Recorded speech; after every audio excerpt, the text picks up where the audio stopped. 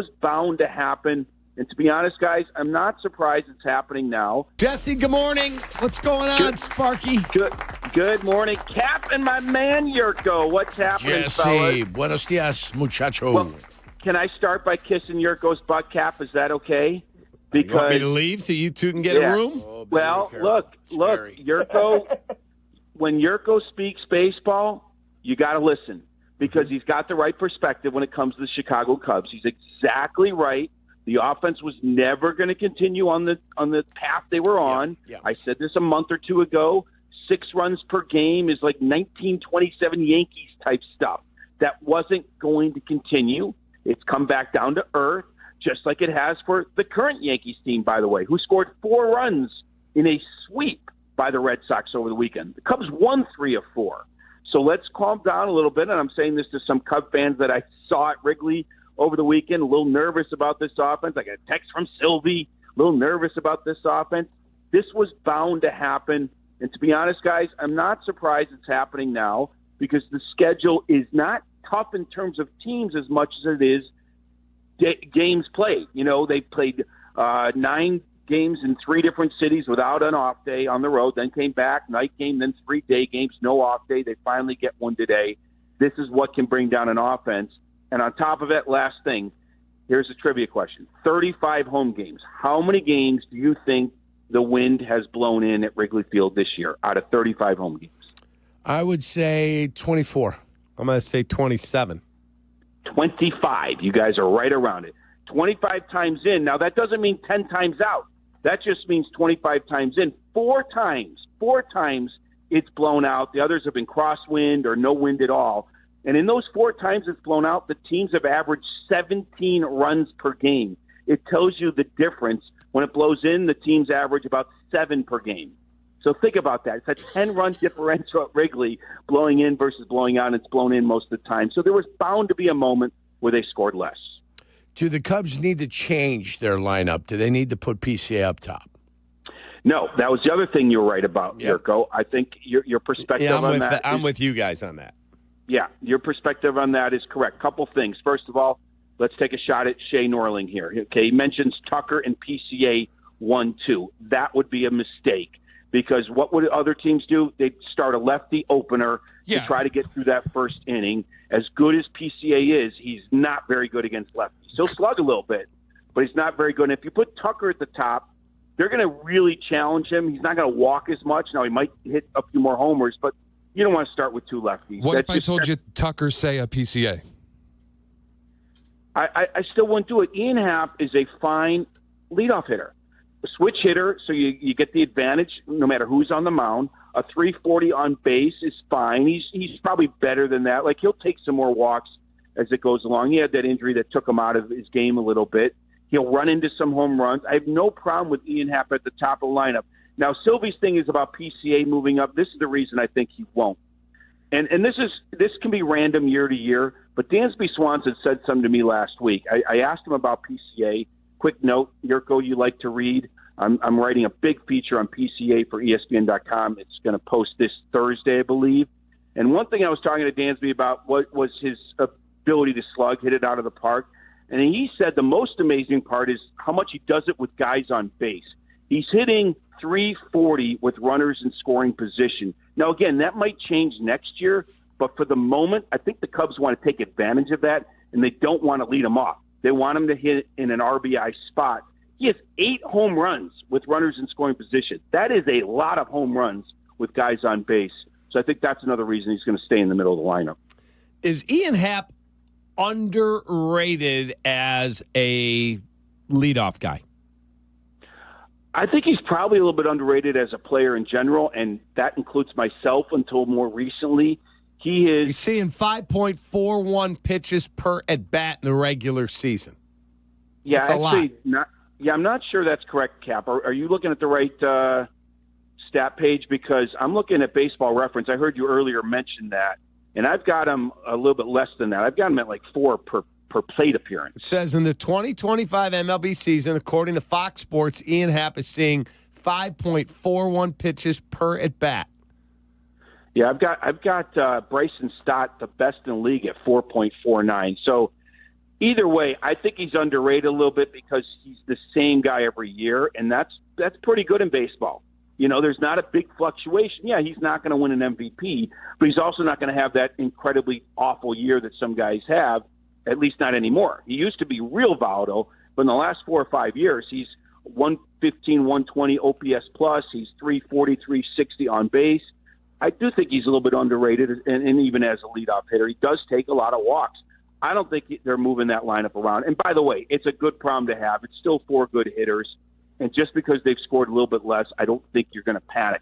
It would take a few more weeks of scoring less for them to make some changes, in my opinion. How early is too early to go get a starting pitcher? I mean, it's never too early, especially when you're probably short one, right? Now, Imang is about 10 days away from returning, something like that. He'll throw 1 rehab start at AAA on Friday. If that goes well, he's back. So it's never too early, but I do think they're going to wait. I think the Devers trade yesterday has nothing to do with the trade deadline and more to do with was an unhappy player and an organization that is a little weird these days. They brought up all these young players, and now there's a log jam, and they get rid of the best hitter on the team. I don't think that had anything to do with the trade deadline.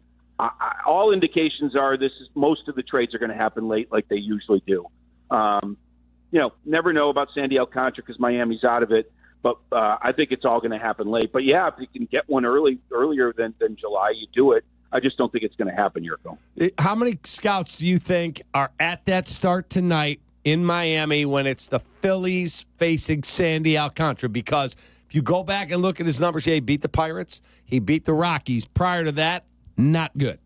Yeah, a lot. They're all going to be following him for another month. But that's my point. I think they want to see it for more than a couple starts, especially since he was so bad early. So, I was talking to GM last week, and he's like, yeah, people are going to wait out Luis Robert, and people are going to wait out Sandy Alcantara. Or I should say the White Sox and Marlins are going to wait them out to see if they get a little bit better and can get more for them. And I think other teams want to see if they're going to get better, if they're going to trade an asset for them. So I think it's a waiting game to see what they look like closer to the deadline. In terms of where the White Sox are, they just got swept. They didn't get crushed by Texas. They just lost. Now, I know they started Aaron Savali. They're going to try and flip him. Are they open for business on anybody there? Because I read something this weekend. It wasn't Passanura, it might have been Rosenthal, where they were talking about particular young guys that if the right offer came, they wouldn't move some of the Teals and the Mydros, would they? No, I don't think so. I talked to that same GM last week, and the phrase he used, I think I mentioned it on the air, the White Sox have been picked over, meaning in previous years they've been picked over. And now Vaughn, the latest veteran to go, there's not much left there in terms of veterans to be moved. Now, if there's young player for young player situation, I guess it's possible that they have more young pitching than maybe young hitting. And if there's another team, that is always, I guess, possible. But in general, it's Luis Robert, it's Savali, it's guys like that. It's Adrian Hauser. They've been picked over. I mean, most of their veterans are gone other than Luis Robert. And by the way, how about the Central Division teams in town this week? The White Sox host the Cardinals. The Cubs host the Brewers. I'm not sure the last time the Cardinals and Brewers were in town at the same time, but it should be an interesting week. The White Sox could really help out the Cubs this week. Yeah, they could really help out the Cubs. The Cardinals have been struggling as of late. The Cubs get the Brewers, and then we'll see where this whole thing heads. I was out there. I saw you on Friday, and in listening to Craig Counsell speak to the media, listening to him after the game, feels like the message was sent in the offseason that we got to build a better team, and now he feels like, let's go. Is that fair? Yeah, absolutely. I think that the urgency was there from the beginning. Jed didn't run away from that. They're in a great position. I don't think any of us think they're going to give up this lead in the division. If they play well enough, they could get a bye into the divisional round. The Dodgers are getting Ohtani back on the mound tonight, and the Mets are great, and the Phillies are great. But they're in the hunt. They're in the fight, which is what we wanted. And now they still have the trade deadline to add. I think Milwaukee will be the team that pushes them a little bit. So this is an interesting series coming up. They've righted the ship there. But everything sets up for them to be a playoff team, maybe even with a first-round bye. Still a long way to go.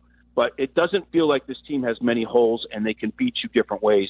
We saw that this weekend. Great double steal late, in extra innings yesterday. There's a great double steal and took advantage of it, and they win the game. They won 3 one-run games. They lost a one-run game the day Skeens pitched. Nothing wrong with that. I actually like them playing close games. It gives the bullpen some high-leverage moments, and they came through for the most part. Is that the most underrated bullpen we've seen come through here in a while? Because if you ask the average fan, that Cubs bullpen's terrible. You go back to like April 14th, they're among the best in the game. And isn't it funny how on April 1st, it looks one way, and by May 1st or April 15th, whatever, it looks completely different. Drew Pomerantz, for God's sakes, they took him off the scrap heap. Chris Flexen. I mean, we can go through name over. It's incredible how they revamped it on the fly, Daniel Palencia, and now it's one of the best in the league. For a while there, I wasn't sure how good it was because they were being handed big leads by this offense. But lately, with the run scoring coming down, they've still come through in the back end, and I think that's been huge. Yeah, it feels underrated. I don't think the average person, even in Chicago or certainly outside Chicago, realized the names that are doing the job back there because it's been stunning in some ways. Who's going to be the biggest threat for the Chicago Cubs here, as they continue on the season? What team is going to be the one that's going to be chasing them down?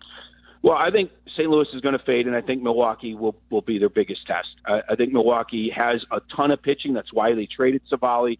They're getting healthy. Brandon Woodruff is due back, and I do think that lineup's pretty good. It's a similar lineup, just not as good, meaning they run the bases, they steal bases, they have some power, but not as much as the Cubs. So I do think it's Milwaukee, Jurko. I mean, on paper, I think the Mets and Dodgers are better, and the Phillies are better, but the Cubs have stayed in the hunt, and who knows? Maybe they can get a top 2 seed in the National League and get that bye. But they're among the best teams. I mean, who thought that 3 months ago? They're among the best teams in the National League. But I do think Milwaukee will end up being the second-place team in that division. In terms of, Jesse, we'll get to one other thing in a second. In terms of Will Venable getting kicked out yesterday, I just see a team playing, again, they're not good. I get it. They play with more energy for this guy than they ever did for Pedro Grifol. Fair? Yeah. No, 100%. The infrastructure around these young players is so much better. It's so much better. And you could see slowly but surely Getz has continued to get rid of players from the last regime.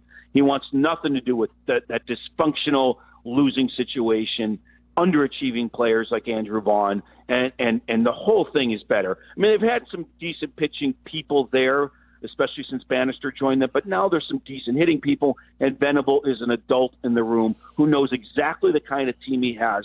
Grifol did not understand either of the teams he managed either year, and you saw what happened. Yeah, it's just so much better. The energy's better.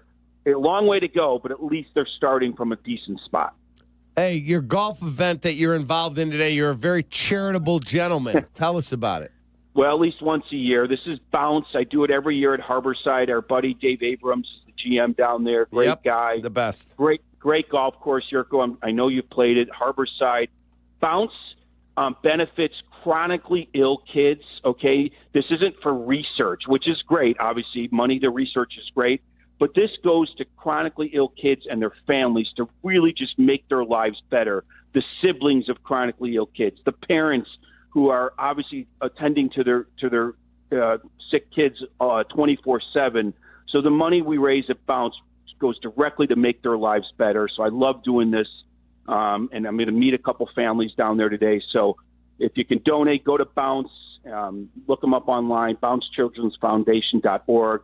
Great organization. It's going to be a good day of golf, at least for most of the people down there. I don't know if I'll hit the ball straight, but I'll give it a shot. Were you guys taking all 36 holes down there, the port and the starboard course? No, it's just the starboard course. It's just the starboard. So the port's open for anybody that wants to come by and hang out around Bounce. Where are you playing today, Jurko? I'm over at Yuki Country Club in Crown Point. Very nice. Very nice. It's the Crown Point Bulldog football team outing this week. Oh, very nice. And it's probably one of the best days of the spring so far, right? I mean, we had a good day last glorious, week. Kid. The weekend was glorious. It's been awesome. Yeah. Yeah. So headed down there in a few minutes. I appreciate you asking, Cap. Hey, man, have a wonderful rest of your day. Please tell Mr. Abrams hello. Enjoy the golf, and we'll talk soon. And let's see if we can get Jed to make a move. You got it. See you, boys. Take care.